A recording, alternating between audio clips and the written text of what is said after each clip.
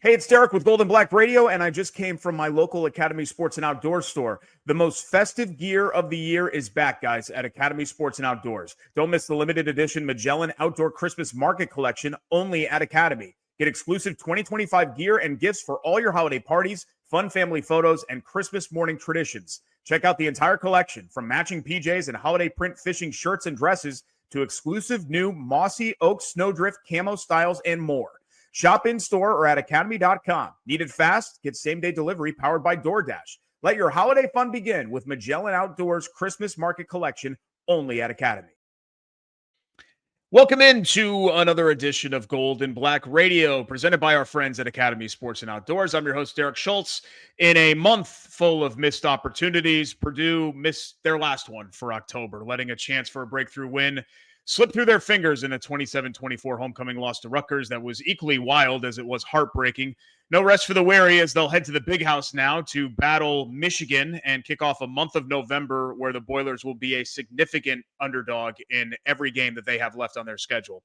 We'll talk about Purdue football with Tom Dienhart and Jellison here in just a few moments. But first, a big thank you to our tremendous and loyal Gold and Black sponsors that make this show possible, including Purdue Federal Credit Union, a proud partner of Purdue Athletics and the official credit card for Purdue fans. Boiler Up, East End Grill and Ripple and Company, two distinctive bistros across the street from one another on the far end of Main Street. The perfect place for your next event. The Whitaker Inn, this Midwestern oasis, is perfect for relaxing staycation or a weekend getaway. Escape from the ordinary at the Whitaker Inn. By Sand Valley Resort, ready for a winter getaway? If you're a Purdue football fan, you probably are at this point. Discover the stillness and beauty of Sand Valley. Our stunning 12,000-acre landscape is perfect for places to explore. Whether you're cross-country skiing, enjoying a quiet walk, or just relaxing by the fire, with thoughtfully designed and accommodations and nourishing dining, Sand Valley is the place to reconnect with yourself and those you love. Find your winter retreat at sandvalley.com. And finally, last but certainly not least, the Purdue Institute for Cancer Research. The Purdue Institute for Cancer Research has a history of innovation and one goal for the future: defeat cancer. Purdue brings together world-class Boilermaker scientists from across the university, conducting cutting-edge research that uncovers new ways to prevent, diagnose, and treat cancer. With your support, cancer research saves lives. Join the fight and donate to the Purdue Institute for Cancer Research today. Let's welcome on the dynamic duo, goldandblack.com football writers Tom Dienhart and Jellison, to another edition of Gold and Black Radio. And Tom, I still religiously watch the post-game show here on Gold and Black, so I heard you say this already. You can be around this program for decades and think that you've seen everything, yet sometimes Purdue football still finds a way to surprise you in the most awful ways possible, I guess. I can't say that I had a quarterback reception and strip on my bingo card as to how the Boilers were ultimately going to fall on Saturday. First, where's your hat and hoodie, Derek? Didn't you get the memo? I know. Oh, I know. I did not. You know, I got home Saturday, and I thought of the Orton fumble thing. This obviously isn't of that same magnitude as far as the consequences of it, Sure. but just the heartbreak of it, some similarities to it. I mean, that sort of came to mind as well. And you're right. Just a painful way to lose a game they should have won, Derek. How many times we said that in October? At least twice, right? And you said it from the top there in October, where, you know, they had a chance to make some hay in an October of opportunity, and they did not seize those opportunities. And now lay at their feet the gauntlet, if you will, of November. It's funny, Derek, I had to ask Barry Odom just because I wanted to.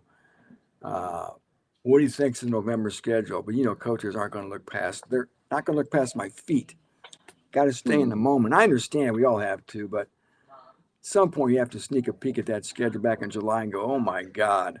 And what are we going to look for in November, guys? It's going to be a very interesting, a very daunting month. Maybe there'll be some prizes, but I think we said Saturday night too, hey, there's no pressure on Purdue. They can go out as a heavy underdog and just have some fun and maybe surprise somebody. Yeah, we'll see. I mean, a surprise would be a long time coming for sure, because we've been surprised in all the wrong ways, unfortunately, the last 2 years. And, you know, Dub, on Saturday, it felt almost a little bit like a reverse of the Minnesota game, where I think Rutgers was getting what they wanted. You know, as much as, you know, Purdue had a double-digit lead or whatever else, and they had a chance to extend the lead, it felt like for most of that game, Rutgers was the better team in a lot of ways and couldn't capitalize. And yet Purdue was in prime position to win that game several times over. I mean, they got the ball back, I think, up 10 at least twice. Maybe there were 3 times where that was the case. I'd have to go back again and look. And it just feels like it's a microcosm of really what this year has been for them. And for moments of last year, it feels like every time the game is on the line, it's either Purdue making a mistake or their opponent making a play or both. And it's never the opposite way around. Exactly. And I think we talked about this a couple weeks ago. It just feels like, Purdue just hasn't had an knack for making winning plays. You look when they had a 10-0 lead to start the game, and they let Rutgers score and cut it to 3. That's at that point I was like, oh, okay, they might be in trouble, because you get up 10-0 against a team that has the worst defense in the Big Ten. You should be able to hang more than 24 on them, and Purdue just wasn't able to do that. And I have struggled to put my finger on it, just why they're unable to come up in big moments. I think sometimes when they get a big stop, it's kind of just taking advantage of a miscue on the counterparts on their doing, rather than what Purdue has done. I know Barry Odom talked about it early in the season, just being unable to take advantage of things, and that's kind of stayed true throughout the season. So, and they might be all out of opportunities to take advantage of, with this upcoming November slate. So it's just, it's frustrating. I think if you're Barry Odom to see the way the last 3 games have gone, you basically hand over 2 wins, and then you just lay an egg and don't show up in Evanston. So that's a tough pill to swallow for an October that I think we all thought could be very fruitful for them. So now they're just going to have to, weather the storm and try to make some magic this last month of the season. I know I led talking about the Ryan Brown play, Tom, and people are focusing on that, and they're saying, hey, why didn't he knock it down? And honestly, I think that's easy to say in the moment. But at the end of the day, here's a kid that he came back here after going through 2024. So he could have run far away, and he did for at least the spring where he went to Chapel Hill. But he comes back here, and then on Saturday, he goes out there with an injury, right? He's playing with a shoulder brace. I know it was his non-throwing shoulder, but he played hurt on Saturday. He didn't have a great game, and that play undoubtedly was a mistake. But I can't help but feel Ryan Brown, because he's really had to soldier through a lot here. I think that locker room in general has had to soldier through a lot, and I'm not making excuses for them, right? The record is what it is. But, part of me in kind of looking through all of that and looking at that play, it's not only heartbreaking that they lost. In a way, it's heartbreaking because these are still college kids that we're talking about here, and they're human. And this has to sit with them even worse than it sits with media guys. Yeah, they're out there 7 days a week doing something on or off the field. So we know they pour a lot into it, right? Emotionally and physically. And Ryan Brown sort of leads that pack, like you alluded to, Derek. From all accounts, just a well-liked guy who's always going 100%. And the ultimate competitor, the ultimate warrior, sort of have been some descriptors of him. And, he was that was his instincts taking over, probably wanting to try to make a play, right? And his first instinct is to catch the ball. Everything's happening so fast, right? And so we can't really blame him on that. If anything, he really hasn't gotten enough support around him. You really want to start. I know you have to always point the first finger at yourself and everything, but man, the receivers have really been prone to drops. We saw that reoccur on Saturday. The offensive line did pretty well. I think they didn't give it 1 sack, so they performed well, but they've been a little spotty at times this year as well. So in the tight end position, has been a total black hole as far as any catching production goes since George Burhan went out. Really hasn't even played this year, honestly. So again, he's trying. We all know that, and you're right, Derek. I don't think he was 100%. So we'll continue to see this use of Malachi Singleton moving forward, because you guys probably would agree with me on this. I thought he brought some nice juice to the game on Saturday. Mm-hmm. Yeah, for sure. And, speaking of the receivers, this is a group that clearly has talent, and they showed some early flashes. I mean, I think we were pretty excited about the receiver group after the first couple of games, and even the Illinois game when they dealt with some drops. They were moving the ball really well with the passing offense. Why do you think it is that it still just hasn't quite come together for that group, especially in the last couple of weeks? Yeah, I think it's just inconsistency. You look at, their first I think 3 to 4 games. I was pleasantly surprised with the receiving core and what they'd kind of shown, and I think we talked about it on here. And then from that moment on, it's been kind of downhill. So, um, you know, it's hard to say why the drops happen. I think it's just as simple as those guys, just not looking it in. And I know that Josh Henson's talked about them getting work on the jugs machines, but I think it's an entirely different animal when you're between those white lines, and that's something that doesn't really go away. I think if you're a guy that has drop issues, you're going to have drop issues for an entire year at least. So I think that's kind of been the main issue with the receiving core. You look at Michael Jackson. I think he's the one guy that's been consistent in that regard. But you look at Nitro Tuggle. I think he has 6 drops, if my memory serves me correct. Corey Smith has had drops. EJ Horton's had some drops. So it's just been inconsistency, and it's not something that Ryan Brown or Malachi Singleton can really depend on, which is going to hurt their production and the offense's production. Tom, there were some positives, albeit in a loss. 0 penalties. That was quite the shocker, considering where Purdue had been in that category. And they played clean up until the Brown fumble. I know the Brown fumble was catastrophic, right? But it was the only turnover of the day. But I know progress is tough to preach when we're entering November and they're still winless in the league. But at the very least, a good afternoon for Barry Odom's mandate to control the controllables. Yeah, that's all you can do is control the controllables. You mentioned the penalties. You're right. That went from being a real red flag to being a non-factor Saturday, which is always good. The turnovers, like you said, the one they did have was obviously very painful. Offensive line, like I said, protected well. They ran the football very well too. Some good depth there. Maccabee left the game late with some type of apparent injury, but still Antonio Harris, and Malachi Thomas have played really well. So they got nice depth there. And defensively, I always circle back to the linebackers. They're the real heartbeat there with Powell and Correa. And then I asked Mike Shear today about C.J. Nunnally, guys. Has there been a bigger portal surprise for Purdue than the Akron defensive end? I mean, gone from being a non-starter to the team leader in TFLs and sacks this year, while others have sort of shirked as far as their ability to contribute off the edge. He certainly has stepped up. And the safeties too, right? I know we didn't have Slusher Saturday, but we talked to Hershey McLaren today, guys. And man, he had that big pass, that big PBU there at the goal line in the first half. And he just had a great overall game for a guy really whose shadow had not darkened the field at all this year. So, yeah, you can always peer enough, closely enough, and find some bright spots, even in that gut punch loss.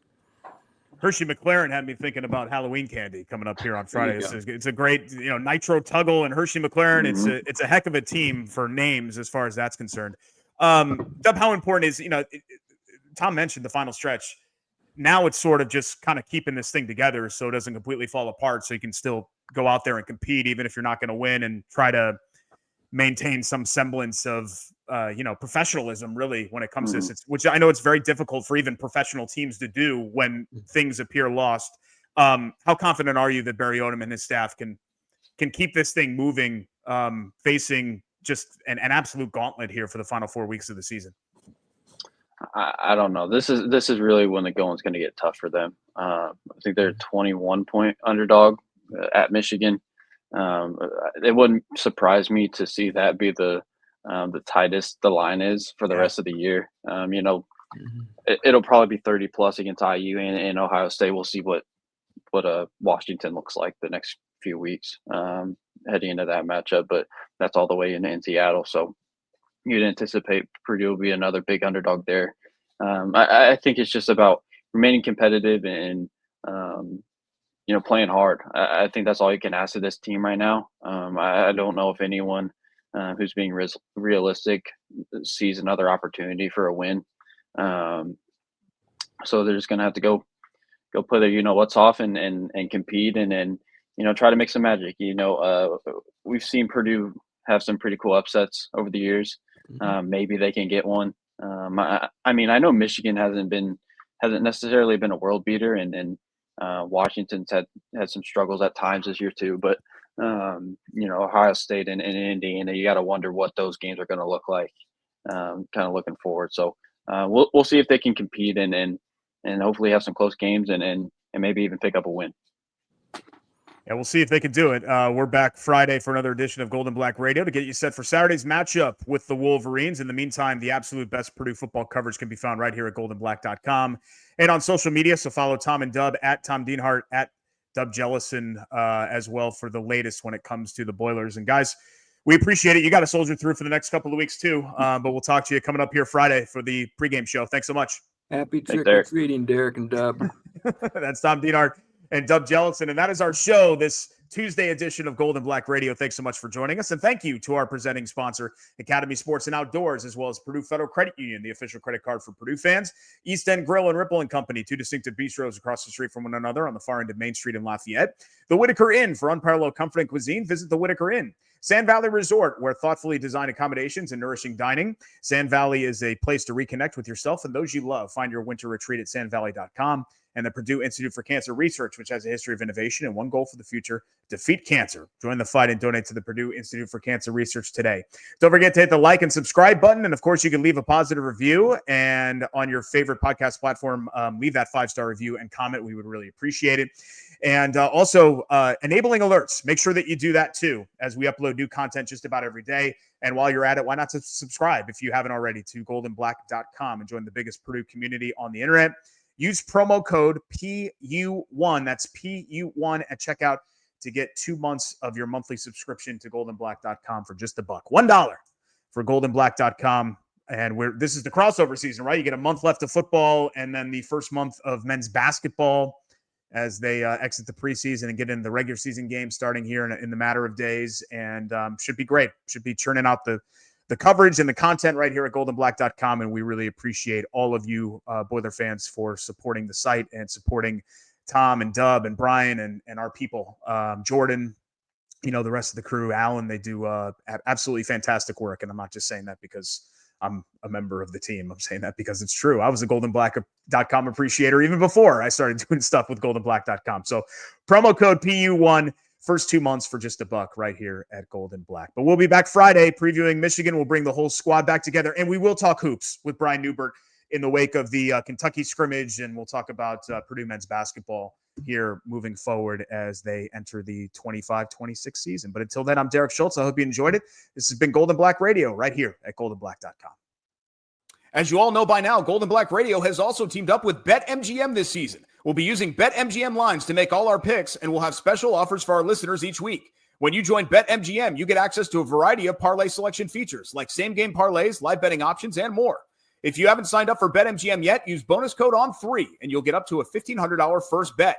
Offer on your first wager with BetMGM. Here's how it works. Download the BetMGM app and sign up using bonus code ON3. Deposit at least $10 and place your first wager on any game. You will receive up to $1,500 in bonus bets if your bet loses. Just make sure you use bonus code ON3 when you sign up. Make this college football season one for the history books. Make it legendary. See BetMGM.com for terms. 21 and over only. U.S. promotional offers not available in New York, Nevada, Ontario, or Puerto Rico. Gambling problem? Call 1-800-GAMBLER. First bet offer for new customers only, subject to eligibility requirements. Rewards are non-withdrawable bonus bets that can expire in 7 days. In partnership with Kansas Crossing Casino and Hotel. Don't forget, if you haven't signed up for BetMGM yet, use bonus code ON3 and get your $1,500 first bet offer today.